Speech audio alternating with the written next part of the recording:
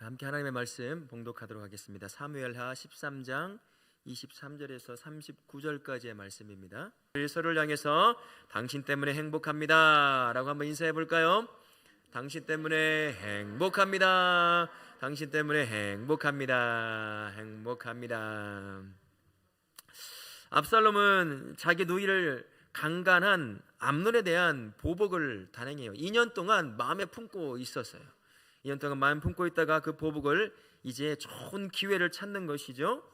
잔치를 준비하고 다윗을 찾아가 암논의 참석을 이끌어낸 다음에 부하들을 시켜서 암논을 살해합니다.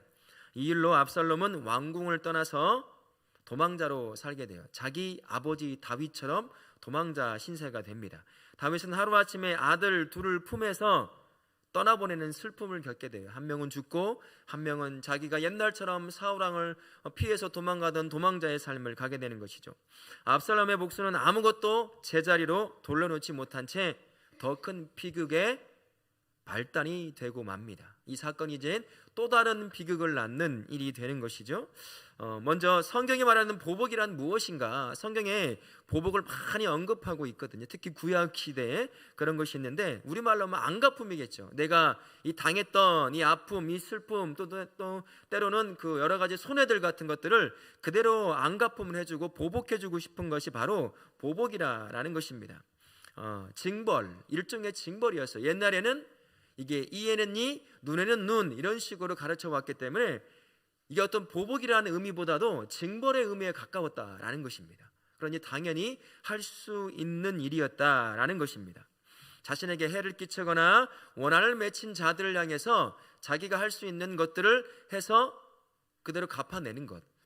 죽임을 당했으면 자기 친척 중에 누가 죽었으면 그를 죽인다든지, 눈 하나를 실명시켰어요. 그러면 그 눈 하나를 실명시키는 거예요. 손 하나를 잘랐다 그러면 손 하나를 자르는 일들이라든지 이런 일들이 이제 억울하게 이루어졌다고 한다면 그 일을 할 수 있는 이제 그런 일이 있었다는 것입니다. 실제로 율법 안에서도 이런 일을 하게 했어요. 그러나 항상 어떠한 피해 보복, 억울한 보복은 일어나지 않게 만들었어요. 그 중에 대표적인 하나의 장치가 도피성이라고 하는 겁니다. 막 일을 하다가 같이 뭔 일을 하다가 자기도 모르는 사이에 한 사람을 죽인 거나 큰 어려움을 주는 그런 일이 발생했을 때 이제 보복의 심리 때문에 자기도 죽거나 그럴 수도 있기 때문에 도피성을 딱 돌아보면 바로 도피성이 보이게 만들어져 있어요. 각 지역마다. 그럼 글로 도망가서 대제사장이 살아있을 때까지 그 안에서 사는 것입니다. 이제 그렇게 보호장치를 하긴 했지만 그래도 여전히 이제 보복의 가능성이 남아있는 그러한 때가 바로 구약시대에 있었다라는 것입니다. 그러니까 유대인들은 전통적으로 이런 것 때문에 원수를 미워하라라고 항상 가르쳐 왔어요. 신약시대에도 그대로 전승이 되어서 누구에게 이게 집중적으로 초점이 맞춰졌냐면은 이방인들에게요. 자기와 같은 혈통을 타고나지 않은 이방인, 아니면 사마리아 지역에 살고 있는 그 다른 민족과 피가 섞여 있는 그 민족들을 향해서 적대적으로 아주 원수 취급하듯 그렇게 하게 했다는 것입니다. 또 때로는 그 신약 시대에는 로마에 손잡고 자기 민족을 괴롭히는 사람들이 있었죠. 대표적인 사람이 누구였습니까?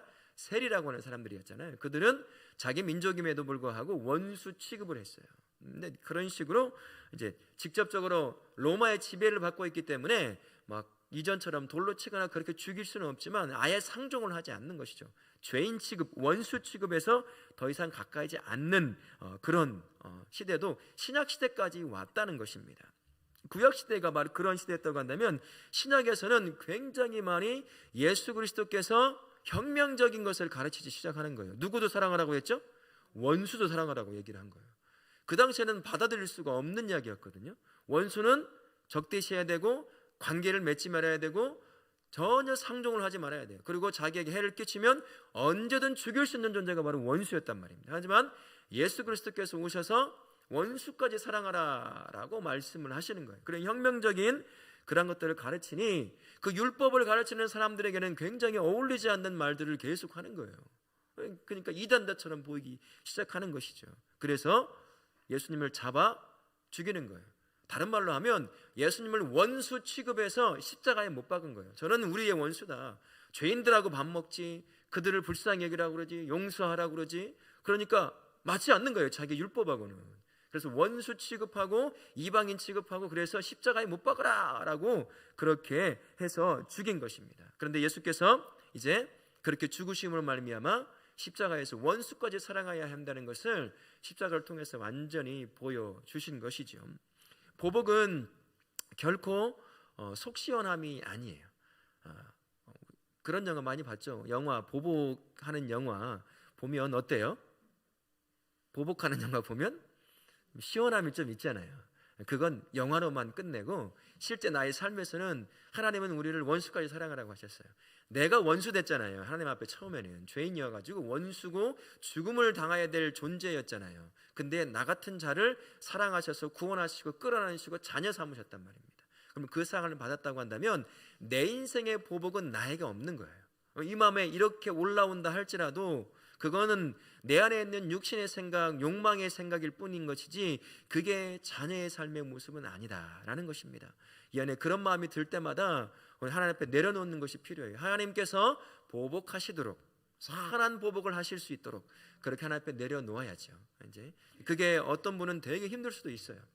정말 큰 상처를 받은 분도 있을 수 있거든요. 가장 가깝고 믿었던 사람에게 상처를 받아버리면 그만큼 마음에 상처가 되는 게 없잖아요. 그럼 막 이 안에서 부글부글 끓잖아요. 그것을 내려놓는다는 게 결코 쉽지 않다. 그러나 내가 1만 달란트 탕감받은 자라는 사실을 기억하면 용서의 시간은 오래 걸릴 수는 있겠지만 하나님 앞에 내어 맡길 수는 있지 않을까 하는 생각이 듭니다. 그러니 내 삶에, 우리 성도들 삶에 저에 마찬가지고 내 안에서의 어떤 보복이라고 하는 것은 항상 내 안에서 꿈틀거리고 있을 수 있지만 그것을 그런 마음이 들 때마다 하나님 앞에 온전히 내려놓은 말미암아 그 보복이 나를 보복하는 일이 없도록 그렇게 사실 수 있는 성도님 되실 수 있기를 예수님의 이름으로 축원합니다. 아멘.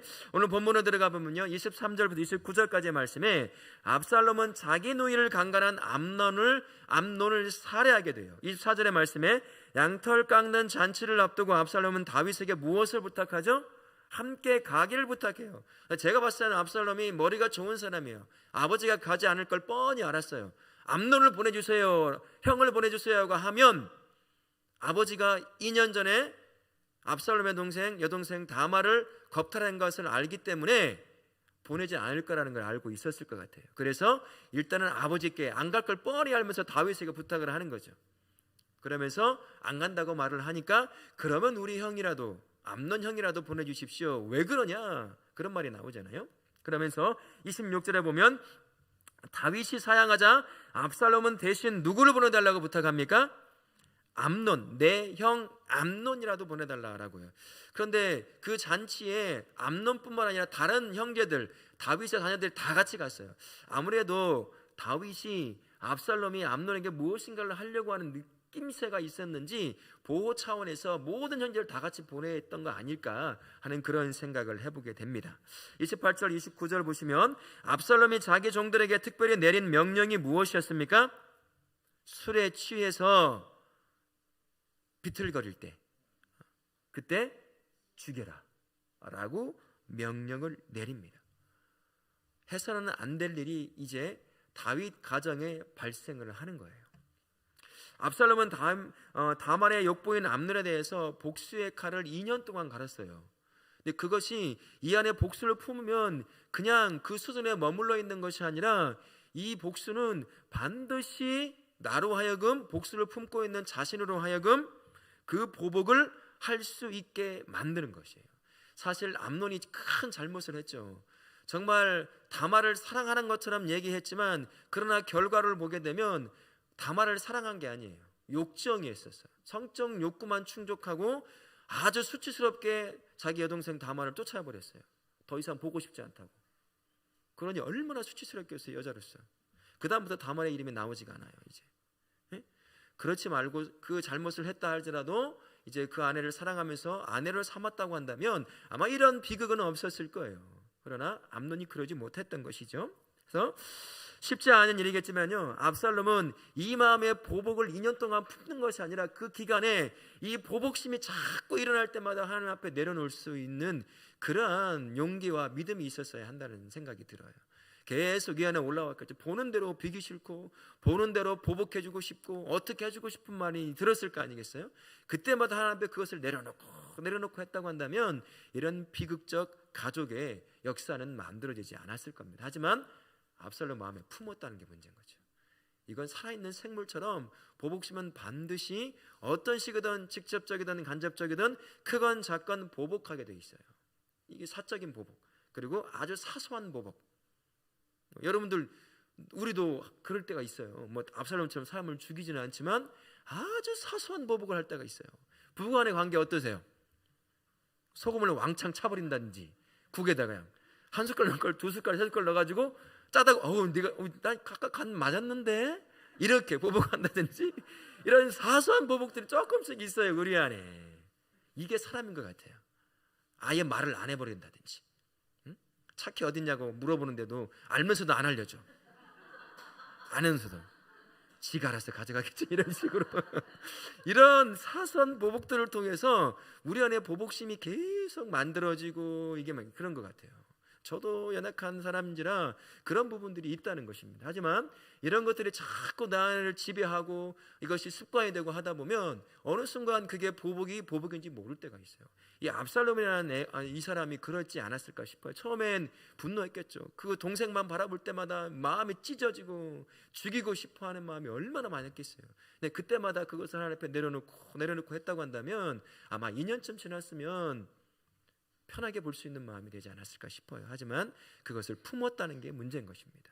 그래서 결국 죽인 것이죠. 로마서 12장 19절의 말씀에 보면 이렇게 말씀하세요. 보복에 대해서.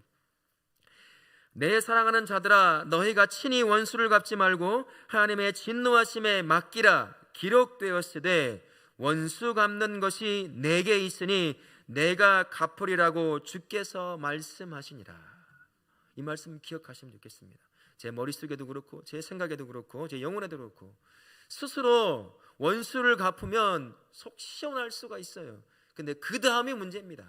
어떤 문제가 발생하죠? 더 큰 문제가 그 다음부터 발생하기 시작하는 거예요. 걷잡을 수 없는 또 다른 문제가 발생하기 시작한다는 것입니다. 가장 첫 번째, 그 문제 앞에 손해를 보는 사람이 누구죠? 보복한 내가 되는 것이에요. 그러니까 보복을 내려놓아야 되는 것입니다. 누구한테 내려놓으면 되죠? 하나님 앞에 딱 내려놓으면 하나님의 때와 하나님의 방법으로 보복하시니까 나는 아무 손해도 안 보고 완벽하게 보복할 수 있어요. 이게 100% 완벽한 범죄가 되는 거예요. 하나님이 해결하시면 되는 거니까. 그 인내함이 쉽지는 않죠. 그죠? 그냥 옆에서 잘 사는 것만 봐도, 왼수 같은 거 잘 사는 것만 봐도 막 속이 뒤집어지잖아요. 막 이게 잘못을 했으면 바로 그 다음날 다리가 부러지던, 차 사고 나서 뭘 당하든 이렇게 당하면 정말 속이라도 시원해 죽겠는데 그게 없어. 더 잘 살아. 미치고 환장하는 거죠. 이 마음이 정말로. 그런데도 어떡하겠어요? 하나님 앞에 맡겨야지. 어느 날 잊어버렸던 그날 들려오는 소식이 오는 거죠. 그가 예수 믿었더라. 그럼 완벽하게 보복하는 거예요. 그러면 그가 예수 믿으면 그 죄가 얼마나 큰지 알 게 아니에요. 그러면 그만큼 보복이 어디 있겠습니까? 그러니 누구에게 맡겨야 되죠? 하나님 앞에 맡기셔야 돼요. 로마서 12장 19절 말씀처럼 내가 네 대신 보복해 줄 거야. 그러니까 너는 가만히 있어. 내가 해줄 테니까. 이 말씀을 믿고 내 안에, 우리 성도님 안에 보복을 품지 않기를 바랍니다. 아멘. 23절과 29절까지의 말씀을 통해 주시는 은혜를 보면 이렇습니다. 다윗은 밧세바를 범하고 우리아를 살해한 죄의 대가를 혹독히 치렀습니다. 그의 아들 암논은 이복누이 다말을 강간했고 또 다른 아들 압살롬은 암논을 살해했습니다. 아버지의 죄가 자녀들에게 고스란히 옮겨갔습니다. 부모 세대가 자녀 세대에게 전하고 있는 잘못에는 무엇이 있는지 이야기해 봅시다. 여러분, 과거에는 이 자녀에 대한, 부모에 대한 죄가 자녀에게 옮겨졌어요. 다윗이 지금 그 대가를 치르고 있는 거예요. 자녀들에게서. 자기 잘못 때문에 자녀들 세대에서 예언이 선포되었잖아요. 피가 그치지 않을 것이다. 지금 그 예언이 계속 이루어져 있는 거예요. 우리아의 아내 밧세바를 밤한 그 사건 하나가, 그리고 우리아를 죽인, 교사시킨 그 사건 하나가 지금 이 가족이라고 하는 다윗의 가족 안에 계속 피해 보복을 계속하고 있는 상태인 것입니다. 하지만요, 어느 순간 하나님께서 이 피해 보복을 하지 못하도록 만드셨어요. 에스겔서 18장 2절부터 4절까지 이런 말씀이 있는데요, 제가 한번 읽어봐 드릴게요. 여호와의 말씀이 또 내게 임하여 가라사대 너희가 이스라엘 땅에 대한 속담에 이르기를 아비가 신포도를 먹었으므로 아들의 이가 시다고 함은 어찌미뇨. 나 주 여호와가 말하노라. 내가 나의 삶을 두고 맹세하오니 너희가 이스라엘 가운데서 다시는 이 속담을 쓰지 못하게 되리라. 모든 영혼이 다 내게 속한지라. 아비의 영혼이 내게 속함같이 아들의 영혼도 내게 속하였나니 범죄하는 그 영혼이 죽으리라. 이스라엘 백성들 안에서 아빠의 이가 시다, 그래서 아이의 이가 시다는 거 무슨 말이냐면 아버지의 범죄, 부모의 범죄가 자녀에까지도 대를 이어 물림이 된다, 이런 속담이 있었다는 거예요. 그러나 그렇지 않다는 것입니다. 그 사람이 죽는 것은, 그 자녀가 죽는 것은 그 자녀의 범죄함 때문에 죽는 것이다. 아버지 때문에, 아버지 범죄함에 의해서 죽는 것은 아버지의 죽는 것이지, 그 자녀의 죽음은 그 자녀의 범죄함 때문에 죽는 것이라는 거예요. 그러나 자세히 보면 마치 아버지의 범죄 때문에 자녀가 죽는 것 같은, 하나님의 징계 가운데 죽는 것 같은 모습을 보일 때가 있어요. 근데 그 왜 그럴까요? 아버지가 회개하고 죄에서 돌이켜 바른 삶으로 선과 의를 쫓아 살아가는 삶을 살지 않고 이전에 범죄함으로 계속 쫓아 사는 거예요. 그러다 보면 그 밑에서 자라고 있는 자녀들은 무엇을 보고 배우겠어요? 아버지의 잘못된 것, 부모의 잘못된 것, 죄를 쫓아 살아가는 삶이 마치 그런 삶인 것처럼 그렇게 살아가는 그 모습이라는 것이에요. 그래서 그것 때문에 자녀도 자기 아버지를 따라서 범죄함 가운데에서 하나님의 징계 가운데 죽는 경우가 있다는 것입니다. 그게 바로 겉으로 보기에는 아버지의 범죄 때문에 저주가 자녀에게 임해서 자녀까지 죽는 것처럼 보이지만 그렇지 않다는 것입니다. 그러니 청지기로서의 부모가 얼마나 중요한지 몰라요. 내가 범죄하니 내가 죄인이야, 그러니 우리 아들이 이렇지, 그게 아니라 내가 잘못 살아서 믿음 안에 살지만 바른 삶의 길을 찾지 못해서 내 마음대로 살다가 죄를 쫓아 살다가 자녀가 그 삶을 마치 학습이라도 하듯 학습해서 그 모습을 살다가 나야 부모인 나와 비슷한 모습을 살아갈 수는 있다는 것이에요. 그러니 청지기로서 부모가 얼마나 중요하게 여겨지는지 모릅니다. 내 삶은 나만을 위한 삶이 아니라 자녀를 위한 삶이라는 사실도 기억할 수 있어야 된다는 거예요. 그래서 부모가 말씀 안에, 믿음 안에 항상 살아가려고 하는 그 모습으로 살아갈 수 있어야 되고, 내가 하는 말, 내가 하는 행동, 내가 결정하는 모든 삶의 결정들이 나와 함께하는 자녀들의 삶에 영향을 미칠 수 있다라는 것, 그것을 기억하면서 나는 청지기다, 나는 청지기다, 내 자녀가 바른 믿음 안에 살 수 있도록 보여줘야 되고 이끌어줘야 될 청지기라는 사실을 기억하고, 그렇게 바른 믿음 안에서 선과 의와 진리를 쫓아 살아가실 수 있는 우리 성도님들, 그리고 그 삶을 물려주실 수 있는 복된 청지기 부모님들 되실 수 있기를 예수님의 이름으로 축원합니다. 아멘. 두 번째 나눔의 23절부터 29절까지의 또 다른 은혜를 보게 되면, 사적인 보복은 자신과 주변 사람을 망가뜨릴 뿐만 아니라 정의를 세우지도 못합니다. 압살롬은 암논을 죽여 자신의 누이 다말의 억울한 마음을 풀어주려고 했지만 자신은 도망자가 되었고 아버지와의 갈등은 더욱 깊어졌습니다. 사적 복수를 감행하지 않으면서 어떻게 원한을 다스릴 수 있을지 나눠봅시다. 어떻게 원한을 나눌, 그 사적 보복 없이 내 안에 쌓여있는 미움과 그런 것들을 해결할 수 있을까요? 저는 이런 생각이 들었습니다. 살아계신 하나님이 듣고 응답하신다는 사실을 기억하자. 꼭 마음에 품고 있자라는 것입니다. 억울함과 마음에 맺힌 분함이 있다고 한다면 스스로 해결하는 것이 아니라 하나님께 맡기자는 것이에요. 내 마음을 하나님 보고 있어요. 고통스러워하는 내 마음을 하나님이 그 고통의 음성을 듣고 있다는 사실을 잊지 말자는 거죠. 다른 모든 사람은 모를지 모르죠. 나만 알고, 그리고 하나님은 알고 있다. 이 사실을 기억하고 있어야 한다는 것입니다. 사적인 보복을 하면 시원할 수는 있겠지만 또 다른 삶의 문제 앞에 우리가 봉착하는 것, 그 보복은 영화에서만 가능한 보복이지 실제 삶에서는 저저 보복이 아니라 또 다른 악을 만들어내고 그 악 앞에 굴복하는 그 삶을 살 수밖에 없다는 것입니다. 그래서 내 안에 있는 이 원한을 다스릴 수 있는, 이 마음에 있는 그 보복심을 다스릴 수 있는 것은 내 마음을 보시고 내 신음소리를 들으시는 하나님이 여전히 살아계시고 그 마음을 보고 있다라는 사실을 기억하자는 것입니다. 압살롬의 삶이 보여주는 삶을 보게 되면요, 보복은 쓰디쓴 대가를 반드시 가져온다는 사실을 꼭 기억해야 합니다. 내가 행하는 사적인 보복은 반드시 또 다른 문제를 만들어낸다는 것입니다. 이 때문에 살아계신 하나님을 기억해야 하는 것이죠. 하나님은 우리의 억울함을 듣고 응답해 주시는 분이세요. 하나님께 맡기고 그분의 해결하심을 기도하며 기다리는 것이 완벽한 복수가 될 수 있다는 사실, 쉽지 않아요. 어렵고 아까 전에 말씀드린 것처럼 그 악을 행하고 나로 하여금 가슴 아파하고 삶을 무너지게 만들었던 그 사람들이 못 살았고 어려움 당하고 사고 나서 어떻게 되고 좋으면 좋겠지만 그렇지 않고 세상 사람들은 그러잖아요. 이 나쁜 짓 하는 사람이 더 잘 살더라, 이런 말을 하잖아요. 그렇게 보일 수가 있어요. 그러나 하나님은 살아계셔요. 그 악을 보고 계시다는 것입니다. 그리고 그 악 때문에 당한 나의 상처를 알고 계시다라는 사실을 기억하시고 그분께 내어 맡기는 거예요. 시편 57편 3절에 이렇게 말씀합니다. 그가 하늘에서 보내사 나를 삼키려는 자의 비방에서 나를 구원하실지라.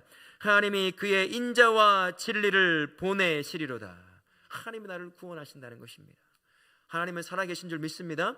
그 하나님이 내 신음소리를 들으십니다. 내 고통을 아셔요. 내 억울함을 아십니다. 그러니 우리가 앞에 나와서 울부짖잖아요. 그죠?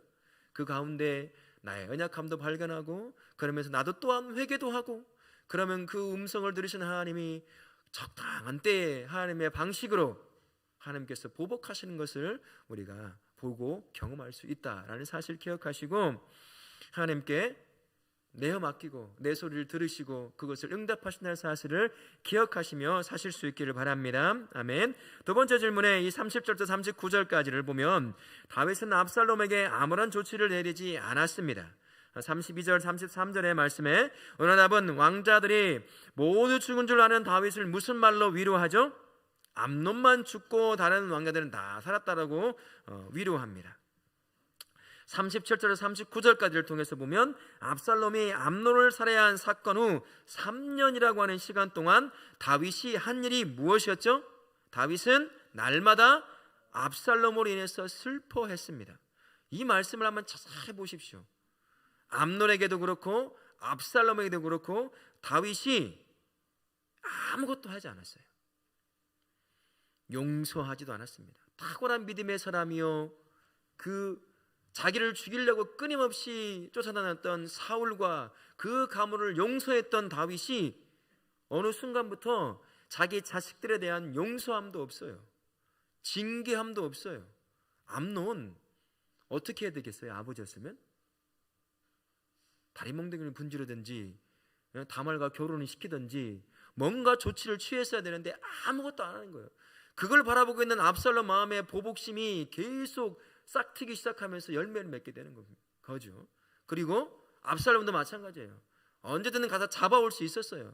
그러나 형 암논을 죽인 것에 대한 그 너무나 마음이 아픈 나머지 그것도 못하고 그냥 바라만 보고 있는 거예요. 언제든 잡아와서 무슨 징계를 내리든 뭐든 다 할 수 있었다는 것입니다. 왕자권을 박탈하든 차기 왕권을 더 이상 주지 않는다고 말을 하든, 그래서 온 이스라엘 백성들이 바라볼 때 왕이 정의와 공의를 세우는구나 라는 것을 정확하게 보여줘야 되는데 암논에게도 아무것도 안 하고 압살롬에게도 아무것도 안 했어요.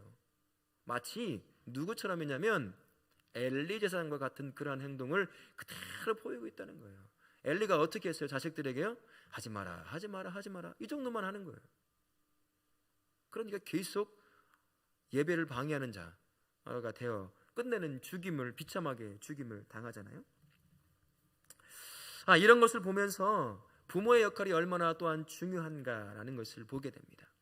징계할 것이 있다고 한다면 부모는 반드시 징계해서 바른 길을 갈 수 있도록 돌이켜줄 수 있어야 하는 게 청지기의 부모라는 것입니다. 내 자식 소중한 건 알지만 그렇다고 해서 징계도 소중한 건 아니잖아요. 그렇다고 한다면 범죄한 것도 소중한 건 아니잖아요. 그러면 징계를 통해서 자녀가 바른 길을 갈 수 있도록 항상 우리가 징계를 내릴 수 있는 마음의 준비가 되어 있어야 한다는 것입니다. 오냐 하는 과정 가운데 자녀들이 바른 삶에 세워지지 않는 것을 보게 됩니다. 암논도 그랬고 압살롬도 그랬습니다. 결국 자식에게 쫓기는 신세가 이제 다윗이 되는 거예요. 얼마나 비참하겠어요. 가장 사랑했던 압살롬에 의해서 아버지 다윗이 쫓김을 당해요. 싸워서 이겨봐야 누구 손해예요? 아버지 다윗의 손해였어요. 모든 지금 무슨 조치를 취해도 지금 이후에는 다 다윗의 손해받게 되는 게 아니에요. 처음부터 암논부터 바르게 징계와 이런 것들을 통해서 바로잡았으면, 정의와 공의를 바로잡았으면 좋은데, 그럼 온 민족이, 이스라엘 민족이 왕의 공의와 정의를 바로 세우는 것을 보고 배울 수 있게 되는 거잖아요. 그런데 왕부터 그걸 안 하고 있으니 나라가 기강이 서지 않는 것이죠. 이런 일이 발생하는 것입니다. 그러니 우리 또한 부모로서, 책임 있는 부모로서, 청지기의 부모로서 자녀의 잘못된 부분을 정확하게 바로잡을 수 있어야 한다는 것입니다. 소중한 자식이지만 그렇게 해서는 안 된다는 것 기억하시고 부모로서 그 책임을 다하실 수 있길 바랍니다.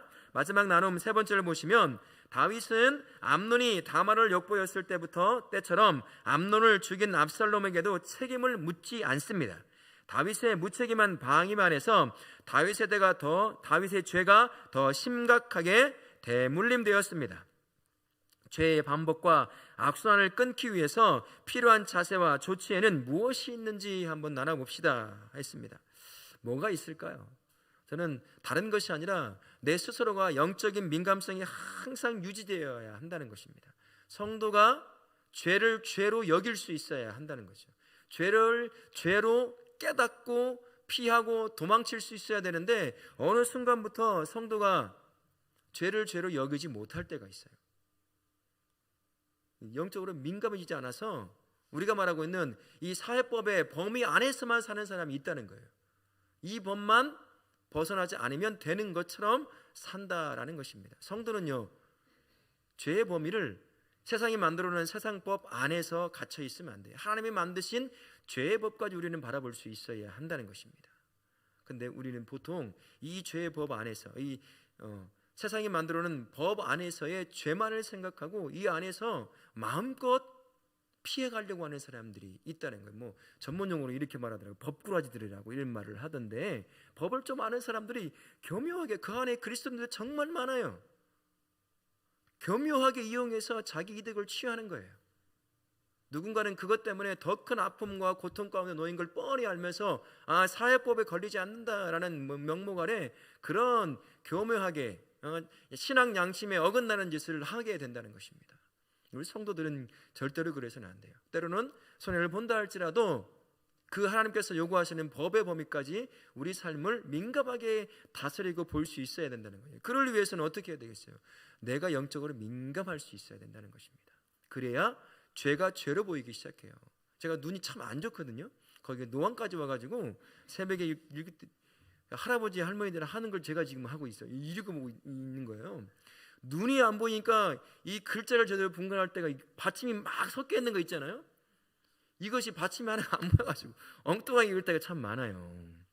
그래서 며칠 전부터 안경을 벗고 지금 읽고 있는데, 보지 못해. 눈이 안 좋으면 잘 못 보니까 엉뚱한 말을 하고 엉뚱하게 읽어내는 것처럼, 영적으로 둔감해지면 이 죄를 발견하지 못하니까 마치 당연한 것처럼 성도가 그 죄를 쫓아 살아가는 거예요. 그러니까 민감한 사람, 이런 영적으로 민감한 사람들은 그것이 죄라는 것을 알기에 도망칠 수 있는데, 피하고 내려놓을 수 있는데, 이 둔감해지기 시작하니까 그걸 못 놓더라는 것입니다. 다윗이 그래서 밧세바를 범한 이후부터 그의 인생이 계속 내리막길을 걸어요. 그 안에, 가족들 안에 피가 계속 흐르고, 영적으로 둔감해진 그 순간 찾아온 사단의 유혹에 넘어가자 그 하나님과 동행하며 하나님께 매일같이 묻고 올라갈까요? 내려갈까요? 칠까요? 숨을까요? 어떻게 할까요? 묻던 다윗이, 자세히 한번 사무엘 한번 읽어보세요. 밧세바를 범죄하고 난 이후부터 물었단 말이 없어요. 영적으로 굉장히 둔감해지기 시작하는 거예요. 그러니까 자식의 범죄에 대한 문제조차도 대대로 잡아내지 못하고 있는 것입니다. 그러니 더 큰 문제 앞에 계속 봉착하게 되는 것입니다. 성도는 사회법 안에서의 죄만을 바라보는 것이 아니라 하나님께서 범죄라고 여길 수 있는 그것까지도 바라볼 수 있는 영적인 민감함을 항상 유지하게 해야 될 텐데 무엇을 통해서 할 수 있을까요? 하나님 앞에 말씀으로 자신을 비춰보는 수밖에 없어요. 계속 말씀을 읽고 묵상하고 설교를 듣고 이런 것들 통해서 내가 지금 어떻게 살아가고 있는지를 말씀이라고 하는 거울 앞에 세워서 삐뚤어진 거 바로잡고 엉뚱한 길 갔던 거 바로잡아야 됩니다. 또한 기도하며 깊이 주와 교제함을 통해서 내 안에 깨닫게 하시는 죄들을 자꾸 발견하고 회개할 수 있어야 한다는 거예요. 그래서 품지 않고 그런 과정을 통해서 영적으로 굉장히 민감해질 수 있다는 것입니다. 기도의 시간이 줄어들고 말씀을 읽는 시간이 줄어들고 하다 보면 어느 순간 자기도 모르는 사이에 이 둔감해지게 된다는 거예요. 그러니까 저도 그렇고 우리 성도님도 그렇고 항상 우리는 하나님을 드러내 보이는 성도요 자녀의 삶을 살아야 하기에 죄에 민감할 수 있어야 된다. 이것을 기억하시면서 주님 말씀 앞에 나를 세워보고 부족한 것이 뭐가 있는지 삐뚤어진 것이 뭐가 있는지 어떤 깊은 기도 가운데 나로 하여금 회개케 하시는 것이 있다고 한다면 계속 회개함으로 말미암아 내 안에 있는 영적인 민감성을 민감하게 만들므로 말미암아 우리 성도님들은 삶이 하나님의 영광을 드러내는 삶이 선과 의와 공의를 이루내는 그러한 복된 삶 사실 수 있기를 예수님의 이름으로 축원합니다. 아멘. 하나님을 믿는 성도라고 한다면요, 하나님의 인도하심 때문에 억울한 일을 당하지 않아야 된다고 생각할 수 있죠. 그죠? 전능하신 하나님이 나와 함께 하는데 언제나 잘 되고 억울함이 없으면 참 좋겠어요. 그래야 된다고 생각할 수도 있다는 거예요. 하지만 우리가 삶을 살다 보면 그렇지 않다는 걸 알잖아요. 예수 믿는다고 하는 사람이 더 억울한 간에 놓일 때가 있어요. 왜일까요? 참아야 되고 용서해 줘야 되고 내려놓아야 되고 또 손해도 볼 수 있어야 되고 하니까 왜 나만 뺐나 이렇게 손해를 보는 삶을 살아야 할까? 이렇게 억울함이 참 많이 있을 수 있다는 것입니다. 그래서 가끔씩 압살롬이 그랬던 것처럼 참 보복하고 싶은 이 마음, 이 안에 있는 그런 것들을 통해 만들어진 그런 아픔이라든지 이런 것들을 통해 뭔가 좀 이렇게 한 번씩이라도 보복 같은 것이라도 해보고 싶은 그런 마음이 드는 것 같아요. 그게 연약한 인간의 저를 포함해서 다 똑같은 마음인 것 같아요. 이 안에 이제 그런 것들이 생길 수 있다는 거죠. 하지만 하나님은 그 일을 자기에게 맡기라고 말씀하셔요.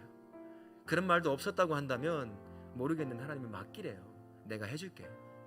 내가 해줄 테니까 네 아픔 알아. 네 억울함 내가 알고 네 아픔 내가 아니까 네가 하려 하지 마. 네가 했다가 더 큰 문제 가운데 놓여. 내가 해줄 거야. 그러니까 나한테 맡겨라고 말씀하시는 것입니다. 하나님이 행하실 때 완벽하게 보복된다는 사실을 기억하실 수 있기를 바랍니다. 삶에서 겪는 수많은 문제들 가운데서 가장 선한 길을 찾아가고 하나님께 맡길 수 있기 위해서 성도는 언제나 영적인 민감함을 유지할 수 있어야 합니다. 하나님의 말씀 앞에 나를 항상 세우고 그 말씀이 인도하는 대로 순종하려고 애를 쓰는 삶 뿐만 아니라 기도 가운데 하나님과 깊은 교제 가운데서 나로 깨닫게 하시는 삶의 모습들 회개하게 하고 돌이키게 하는 것들이 있으면 그때마다 계속 회개하면서 민감하게 마치 아주 잘 드는 칼을 만드는 것처럼 그렇게 영적인 민감성을 유지할 수 있어야 한다는 것입니다. 그래야 문제 앞에 육신의 생각을 따라서 행동하지 않고 하나님 앞에 나아가 하나님의 인도하심을 침착하게 구할 수 있다는 것입니다. 우리 모든 성도님들 말씀과 기도 가운데 항상 영적인 민감성을 유지함으로 말미암아 육신의 방법이 아닌 믿음으로 하나님의 인도하심에 삶의 문제를 내어 맡길 수 있기를 예수님의 이름으로 축원합니다. 아멘.